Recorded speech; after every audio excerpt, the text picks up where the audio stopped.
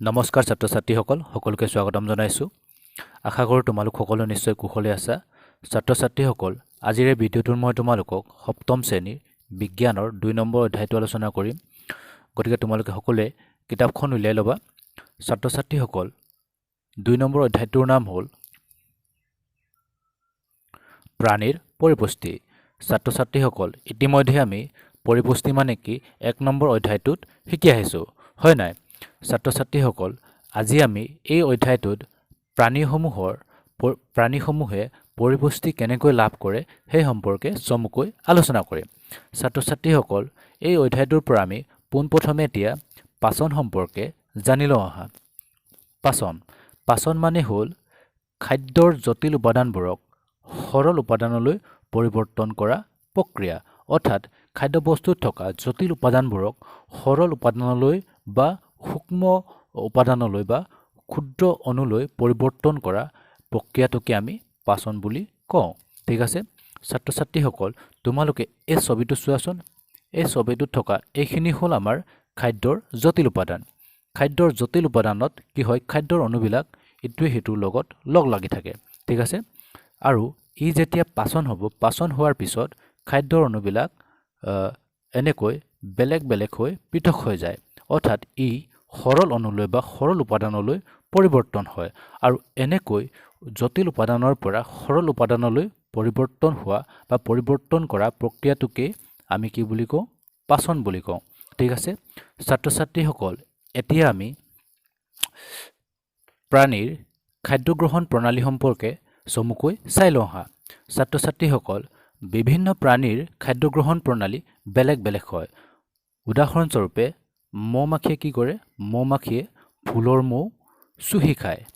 ঠিক তেনেকৈ মানুহৰ শিশু বা অন্য প্ৰাণীৰ কেঁচুৱাই মাকৰ গাখীৰ খায়, আৰু সাপে চিকাৰ কৰা প্ৰাণীক গিলি খায়। গতিকে ইয়াৰ পৰা আমি গম পালোঁ যে প্ৰাণীভেদে খাদ্য গ্ৰহণ কৰা প্ৰণালীও বেলেগ বেলেগ হ'ব পাৰে। ঠিক আছে ছাত্ৰ ছাত্ৰীসকল, এতিয়া আমি মানুহৰ পাচন তন্ত্ৰৰ বিষয়ে চাই লওঁ আহা। ছাত্ৰ ছাত্ৰীসকল, আমি খোৱা খাদ্যবস্তুবিলাক পাচন তন্ত্ৰৰ সহায়তহে পাচন হয় বা হজম হয়। আৰু আমাৰ এই পাচন তন্ত্ৰটো এডাল খাদ্যনলী আৰু কিছুমান গ্ৰন্থিৰ দ্বাৰা গঠন হৈছে। আৰু এই খাদ্যনলীডালক আমি বিভিন্ন ভাগত ভাগ কৰিব পাৰোঁ। ভাগকেইটা হ'ল: 1. মুখগহ্বৰ, মুখগহ্বৰৰ পিছত গ্ৰহিকা বা গ্ৰাহনলী, গ্ৰাহনলীৰ পিছত কি আছে? পাকস্থলী, পাকস্থলীৰ পিছত ক্ষুদ্ৰান্ত, ক্ষুদ্ৰান্তৰ পিছত বৃহদান্ত, তাৰপিছত একেবাৰে পায়ু লাষ্টত। গ্ৰন্থিসমূহ হ'ল লালতী গ্ৰন্থি 2 নম্বৰ, যকৃত গ্ৰন্থি 3 নম্বৰ, অগ্নাশয় গ্ৰন্থি। ছাত্ৰ ছাত্ৰীসকল, এই গ্ৰন্থিসমূহে বিভিন্ন ধৰণৰ ৰস ক্ষৰণ কৰে, আৰু এই ৰসসমূহে খাদ্যৰ পাচন কাৰ্যত বিভিন্ন ধৰণে সহায় কৰে। ঠিক আছে ছাত্ৰ ছাত্ৰীসকল, এতিয়া আমি মানুহৰ পাচন তন্ত্ৰৰ চিত্ৰটো অলপ চাই লওঁ আহা। পোনপ্ৰথমে আমি খাদ্যবস্তু মুখগহ্বৰৰ সহায়ত গ্ৰহণ কৰোঁ। খাদ্যবস্তু গ্ৰহণ কৰাৰ পিছত এই খাদ্য বস্তুখিনি এনেকৈ এই নলীডালেদি পাকস্থলীলৈ প্ৰৱেশ কৰে। এই নলীডালেই হ'ল আমাৰ গ্ৰহিকা। পাকস্থলীলৈ প্ৰৱেশ কৰিবলৈ যি নলী আছে, এই নলীডালেই হ'ল আমাৰ গ্ৰহিকা। গ্ৰহিকাৰ পিছত কি আছে? পাকস্থলী। পাকস্থলীৰ পৰা গৈ এই পাকস্থলী এনেকৈ গৈ ক'ত সোমাইছে? এইখিনি সোমাইছে ক্ষুদ্ৰান্ত। এইখিনি কোৱা হয় ক্ষুদ্ৰান্ত। ক্ষুদ্ৰান্তৰ পিছত এইখিনি হ'ল বৃহদান্ত। বৃহদান্তৰ পিছত একেবাৰে লাষ্টত পায়ু। ছাত্ৰ ছাত্ৰীসকল, পায়ুৰ ঠিক ওপৰৰ অংশটো হ'ল মলাশয়। এইখিনি দেখিছানে? এইখিনি হ'ল মলাশয়। ছাত্ৰ ছাত্ৰীসকল, এতিয়া আমি মানুহৰ পাচন তন্ত্ৰত থকা বিভিন্ন গ্ৰন্থিসমূহৰ অৱস্থান বা সিহঁতে কোনখিনি থাকে সেইখিনি চাই লওঁ আহা।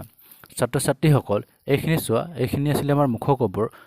ঠিক মুখগহ্বৰৰ ওচৰতে আমাৰ লালতী গ্ৰন্থিটো আছে, হয় নাই? দেখিছানে? এইখিনি হ'ল লালতী গ্ৰন্থি। লালতী গ্ৰন্থিৰ পিছত যকৃত গ্ৰন্থি। যকৃত গ্ৰন্থিটো আমাৰ পাকস্থলীৰ ঠিক পাকস্থলীৰ ওচৰতে আছে। যকৃত গ্ৰন্থিটোত পিত্তস্থলী লগত লাগি থাকে। আৰু ইয়াৰ পিছত আমাৰ 3 নম্বৰ গ্ৰন্থিটো অগ্নাশয়টো যকৃত আৰু পাকস্থলীৰ ঠিক তলতে আছে। দেখিছানে? এইখিনি হ'ল আমাৰ এইটো হ'ল আমাৰ অগ্নাশয় গ্ৰন্থি। গতিকে ছাত্ৰ ছাত্ৰীসকল তোমালোকে মানুহৰ পাচন তন্ত্ৰৰ বিভিন্ন অংশসমূহ কোনখিনিত কি অংশ আছে সেইখিনি তোমালোকে মনত ৰাখিবলৈ যত্ন কৰিবা আৰু পাৰিলে তোমালোকে এই মানুহৰ পাচন তন্ত্ৰটো নোচোৱাকৈ আঁকিবলৈ চেষ্টা কৰিবা। ঠিক আছে? ছাত্ৰ ছাত্ৰীসকল এতিয়া আমি মানুহৰ পাচন তন্ত্ৰৰ খাদ্যনলীৰ প্ৰথম ভাগটো আলোচনা কৰিম। প্ৰথম ভাগটো হ'ল আমাৰ মুখগহ্বৰ, মুখ বা মুখগহ্বৰ। ছাত্ৰ ছাত্ৰীসকল আমি খাদ্যবস্তু মুখৰ দ্বাৰা গ্ৰহণ কৰোঁ, হয় নাই? আৰু আমাৰ খাদ্যবস্তু গ্ৰহণ কৰা এই মুখখনকে আমি মুখগহ্বৰ বুলি ক'ব পাৰোঁ। ঠিক আছে? আমাৰ মুখখনেই হ'ল মুখগহ্বৰ আৰু আমি মুখৰ সহায়ত খাদ্য গ্ৰহণ কৰোঁ, হয় নাই? আমাৰ এই খাদ্য গ্ৰহণ কৰা প্ৰক্ৰিয়াটোক অন্তঃগ্ৰহণ বুলি কোৱা হয়। ঠিক আছে? তোমালোকে সেইটো মনত ৰাখিবা।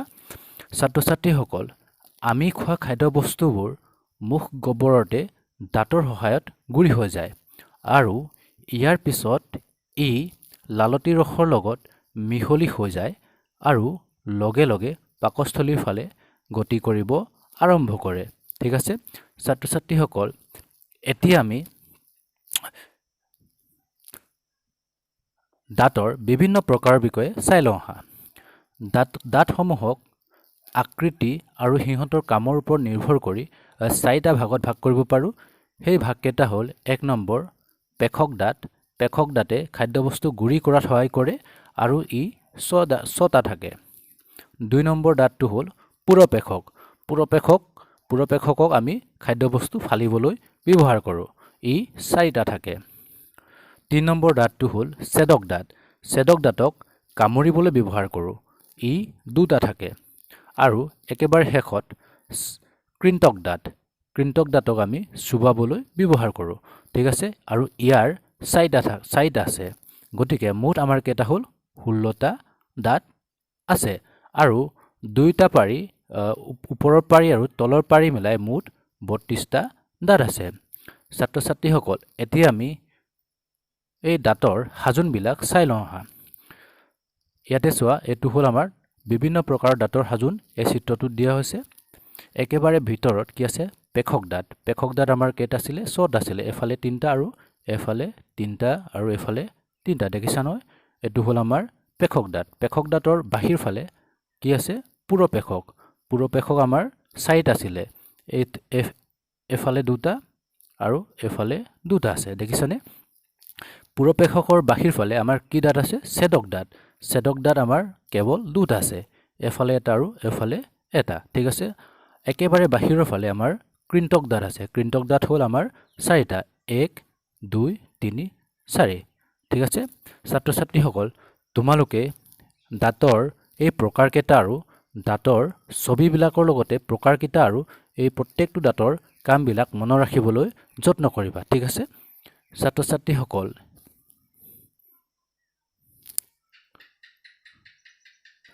ছাত্ৰীসকল এতিয়া আমি দন্তক্ষয়ৰ বিষয়ে অকণমান জানি লওঁ আহা। দন্তক্ষয় মানে হ'ল ক্ৰমান্বয়ে দাঁতৰ ক্ষয় হোৱাকে দন্তক্ষয় বুলি কোৱা হয় আৰু ই বেক্টেৰিয়াই মুখত ৰৈ যোৱা খাদ্যৰ চেনিবোৰ এচিডলৈ পৰিণত কৰাৰ ফলত হয় বুলি কৈছে। কিয়নো এই এচিডে দাঁতত ক্ৰিয়া কৰি দাঁতবোৰ নষ্ট কৰি পেলায়। ঠিক আছে?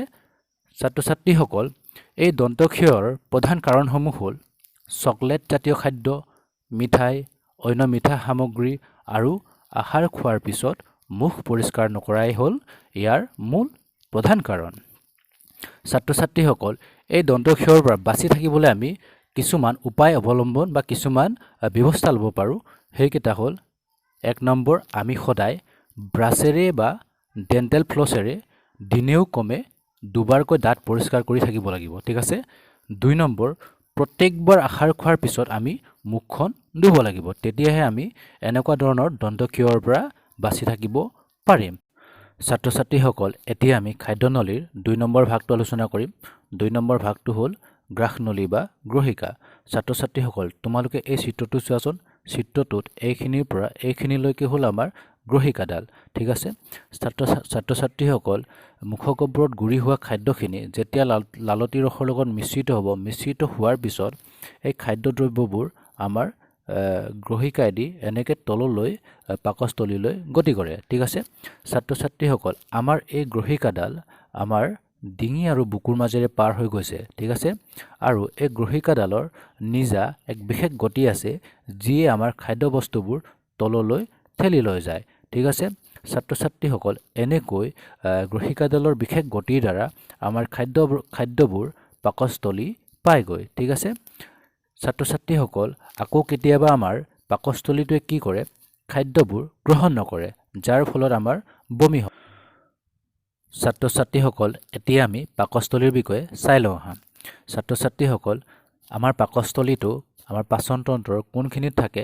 তোমালোকে নিশ্চয় আগৰ চিত্ৰত দেখি আহিছা ছাত্ৰ ছাত্ৰীসকল আমাৰ পাকস্থলীটো হ'ল এটা দাঁতবেৰৰ মোনাৰ দৰে ইয়াৰ আকৃতিটো ইংৰাজী ইউ আখৰটোৰ দৰে হয় আৰু ইয়াৰে এটা মূৰ গ্ৰাহনলীৰ পৰা খাদ্য গ্ৰহণ কৰে আৰু আনটো মূৰ ক্ষুদ্ৰান্তত মুকলি হয় ছাত্ৰ ছাত্ৰীসকল আমাৰ পাকস্থলীটোৱে শ্লেষ্মা হাইড্ৰক্লৰিক এচিড আৰু পাচক ৰস নিঃসৰণ কৰে শ্লেষ্মাই পাকস্থলীটোৰ ভিতৰৰ তৰপটোক ৰক্ষা কৰে আৰু হাইড্ৰক্লৰিক এচিডে পাকস্থলীটোক আম্লিক মাধ্যম কৰি ৰাখে আৰু যাৰ ফলত পাচক ৰসৰ কাৰ্য সম্পন্ন কৰাত সহায়ক হয় আৰু পাচক ৰসে পাকস্থলীত থকা প্ৰটিনবোৰ সৰল উপাদানলৈ পৰিৱৰ্তন কৰে ঠিক আছে ছাত্ৰ ছাত্ৰীসকল আজি আমি ইমানলৈকে চাম ইয়াৰ পিছত আমি নেক্সট ক্লাছত বাকি থকা অংশখিনি আলোচনা কৰিম